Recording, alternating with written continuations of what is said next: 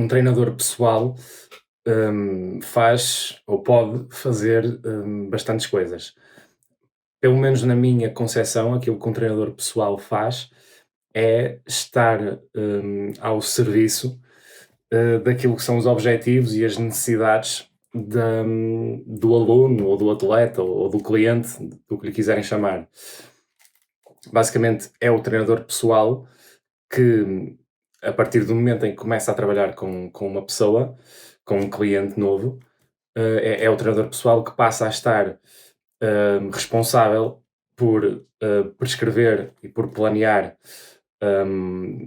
os melhores exercícios para, para o aluno, para o cliente, os exercícios que ele mais necessita, mas fundamentalmente que vão de encontro aos objetivos que ele pretende alcançar, e os mais comuns são geralmente perda de peso, perda de massa gorda,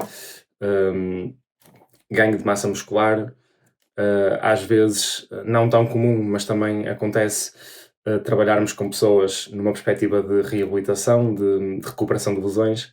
Portanto, o treinador pessoal passa a estar ao serviço dos objetivos e das necessidades do cliente, do aluno, e passa a ser uma mais-valia, uma grande ajuda para que esses objetivos se concretizem no menor tempo possível e com a maior segurança e eficiência possível. Basicamente, funciona como uma grande ajuda, como uma grande orientação para, para o cliente ou para o aluno, mais uma vez.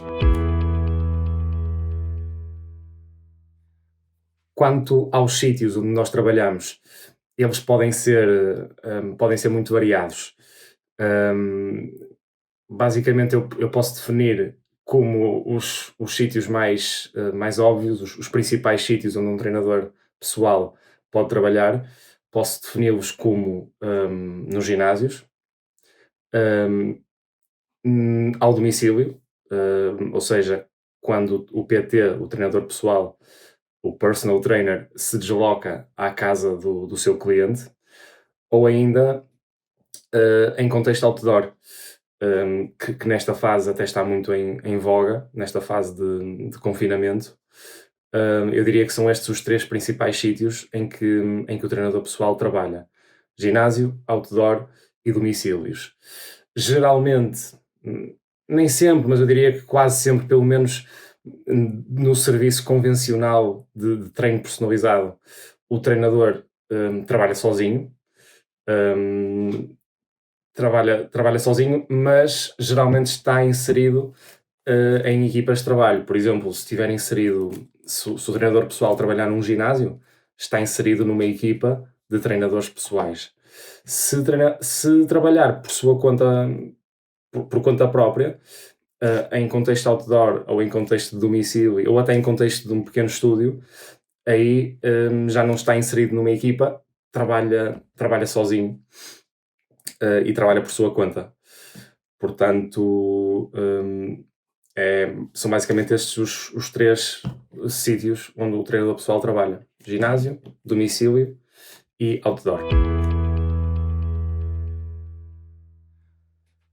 Quanto aos horários e às cargas de trabalho, bem, isso depende de muita coisa. Geralmente, a maior parte dos treinadores pessoais, e importa perceber isso, trabalha a recibos verdes. A maior parte dos treinadores pessoais faz a sua própria agenda, ou seja, se tiver clientes para dar treinos de manhã, vai trabalhar de manhã, mas se não tiver clientes para dar treinos de manhã, não vai de manhã. Basicamente funciona assim. Portanto, a carga de trabalho é muito subjetiva e isso é muito relativa. Eu posso dar o meu exemplo. Eu, em média, trabalho 5 a 6 horas por dia a dar treinos PT, de segunda a sexta. A maior parte dos PTs não trabalha ao fim de semana, alguns talvez trabalhem ao sábado de manhã, mas a maior parte dos treinadores, dos PTs que eu conheço, não trabalham ao fim de semana, só trabalham de segunda a sexta. Agora, como em tudo, há PTs que trabalham das 7 da manhã às 8 da noite, há PTs que só trabalham de manhã, há PTs que só trabalham à tarde, há PTs que só trabalham à noite. Depende de muita coisa, depende da carga de horário que o PT estiver disponível a ter, depende do quantos treinos ele quer dar, depende do quão procurado ele é pelos clientes, depende de muita coisa. Posso-vos dar o meu exemplo, que em média eu posso dizer que trabalho 5 a 6 horas a dar treinos de PT por dia, de segunda a sexta, e acredito que seja mais ou menos essa a média. As principais competências, ou as competências mais importantes de um treinador pessoal, eu se calhar vou defini-las em 3 grandes pilares. E para mim o primeiro, o principal deles, as competências técnicas. O segundo, talvez as competências afetivas, ou competências de relacionamento, ou competências psicológicas, como lhe quiserem chamar. E 3, diria competências de gestão. Explicando um pouquinho melhor cada uma delas. Isto é a minha opinião, atenção, vale o que vale. Competências técnicas, perceber de facto de exercício físico, e quando digo de exercício físico, falo das áreas de estudo ligadas ao exercício físico. Anatomia, biomecânica, fisiologia, as bases do treino desportivo. Basicamente são estes os quatro principais pilares dentro das competências técnicas. Um PT que é competente nestas áreas de estudo que eu falei é um PT competente em termos técnicos. Depois, quanto ao segundo grande pilar, aquilo que eu posso dizer, as competências afetivas, eu acho que é imperativo quase que um PT saiba relacionar-se com os seus clientes, saiba ouvi-los, saiba perceber aquilo que eles querem, aquilo que eles não querem ou não gostam, saibam perceber quando o cliente está mais bem disposto ou menos mal disposto, saibam até um pouco da vida do seu cliente, qual a profissão do seu cliente, quantos anos tem, se tem filhos, se tem marido, se tem cães, se tem gatos, se tem alguma banda de música preferida, se tem alguma série de televisão preferida, e basicamente construir uma ligação emocional com a pessoa é também muitíssimo importante. Diria quase tão importante como a componente técnica. Depois, a última componente, a última, mas não menos importante, a componente ou a competência de gestão. Um PT, um treinador pessoal, é quase, eu quase que vejo a minha profissão como uma empresa unipessoal. Ou seja, se eu sou capaz de construir a minha agenda, se eu sou capaz de construir ou de ser o responsável pelos valores que eu cobro, se eu sou responsável por todo o meu negócio, então eu tenho que saber gerir o meu negócio. E isso passa por saber quanto é que eu faturo por mês a dar treinos, quanto é que eu ganho à hora, quanto é que eu ganho à meia hora, quantos clientes eu tenho. Ou seja, envolve toda a logística de gestão e de planeamento de carreira e do negócio. Portanto, basicamente são estas as três grandes competências: técnicas, de relacionamento e de gestão.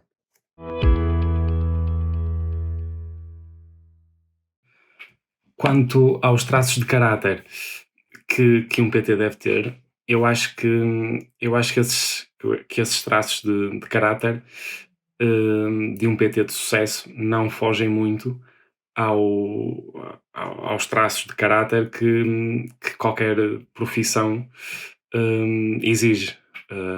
Eu diria que um PT tem que ser alguém, principalmente numa fase inicial da carreira, tem que ser alguém paciente, que tem que esperar por angariar alunos, que tem que fazer um trabalho comercial chato de tentar angariar pessoas para treinarem consigo.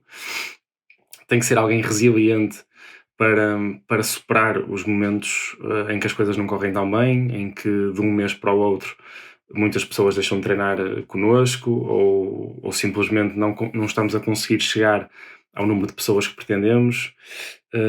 Acho que também tem que ser alguém humilde para saber ouvir os mais velhos e mais experientes e para assumir os seus erros quando acontecem.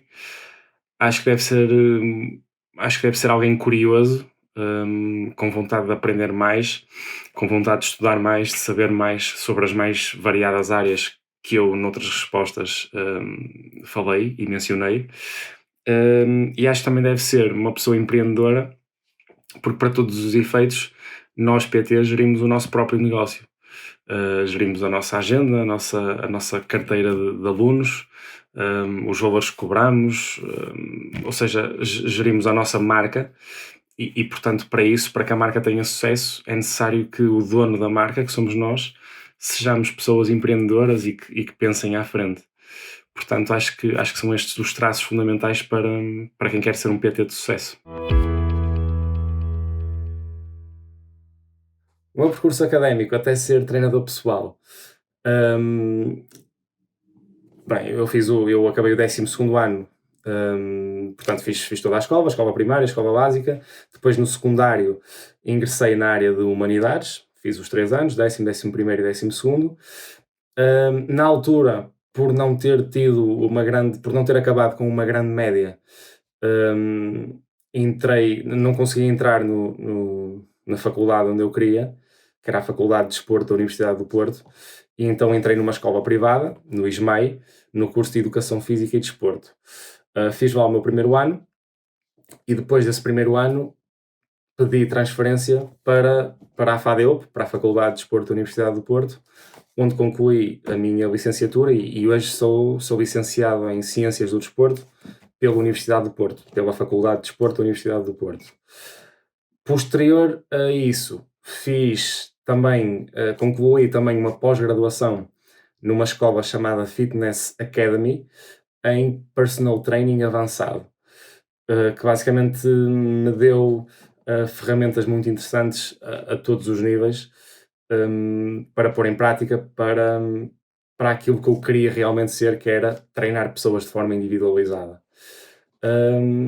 Pelo meio fiz algumas formações e workshops mais básicos, mais simples, e estou neste momento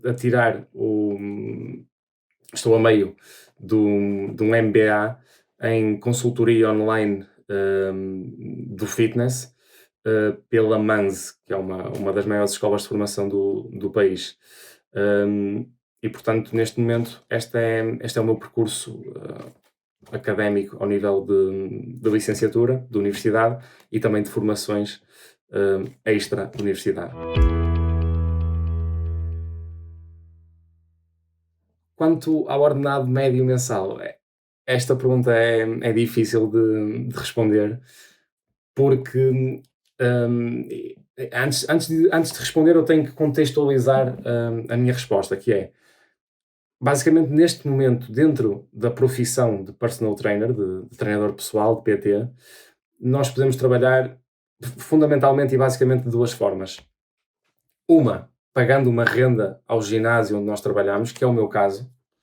Eu pago uma renda para alugar o espaço e dou lá os meus treinos.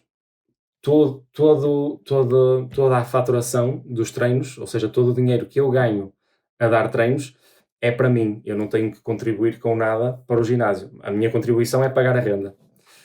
E os clientes e os meus clientes, os clientes a quem eu dou treinos, pagam-me diretamente a mim, não pagam ao ginásio. A outra forma de se trabalhar como PT nesta fase é trabalhar no regime de comissão. Ou seja, o PT não corre riscos, não paga uma renda, mas tudo o que fatura, todo o dinheiro que ganha, tem que contribuir com uma percentagem para o ginásio. E essas percentagens vão dos 40% aos 70% de contribuição. Portanto, em alguns casos, o PT fica com uma percentagem muito pequena daquilo que produz, que fatura.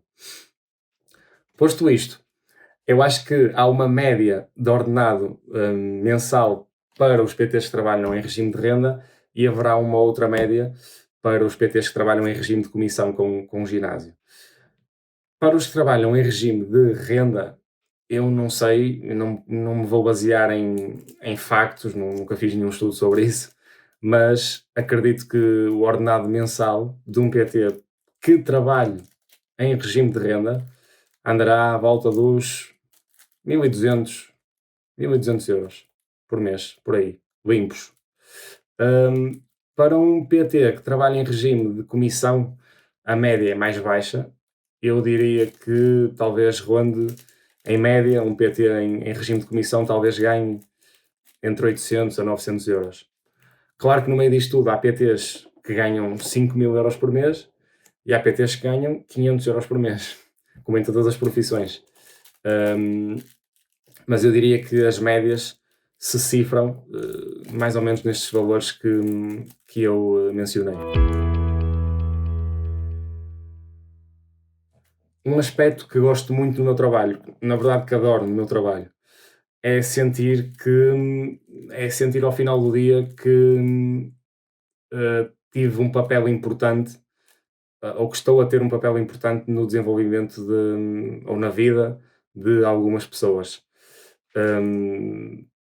Tenho vários casos de pessoas que, por exemplo, perderam 20 quilos, 30 quilos, 40 quilos, pessoas que nunca conseguiram ganhar peso e começaram a conseguir, pessoas que basicamente se sentiam um bocado frustradas por não conseguirem atingir os seus objetivos e que de um momento para o outro, por mérito fundamentalmente delas, passaram a conseguir alcançar esses objetivos. E, portanto, sentir que fiz parte do progresso dessa pessoa deixa-me tremendamente feliz e é mesmo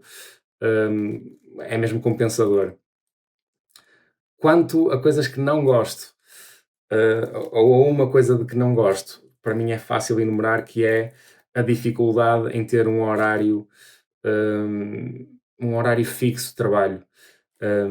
Eu treino neste momento mais de 30 pessoas e como a maior parte das pessoas não tem um horário fixo para treinar, tem horários rotativos, os meus domingos à tarde e ao final da noite são passados no WhatsApp e nas chamadas, a tentar marcar com todas as pessoas para os horários que elas querem e a tentar construir um horário que também seja confortável para mim, para essa semana. E isso nem sempre ou melhor, é sempre difícil e muitas vezes nem sempre é possível conseguir agradar a toda a gente. Portanto, eu diria que uma coisa que não gosto, sem dúvida, é gerir a agenda, que é bastante complicado mesmo.